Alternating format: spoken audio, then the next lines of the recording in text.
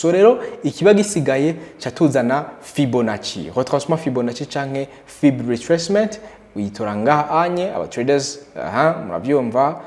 This is not for beginners, ani turiko tuganiriza aba beginner uri mushasha gendura video yindi twakoze. So catuzana rero retranchement Fibonacci tukayizana ngaha tukayikura ngaha kuri some tukayishikana ngaha anye munsi kuri low canke kuri bottom, bica biduha ama levels. Urabona kuri ukuntu Fibonacci yanje iri programme kugira turonke 0.2 ngaha anye canke 23% canke 0.38 canke 38%, 0.5 canke 50%, 0.61 61%, 0.78 canke 78%.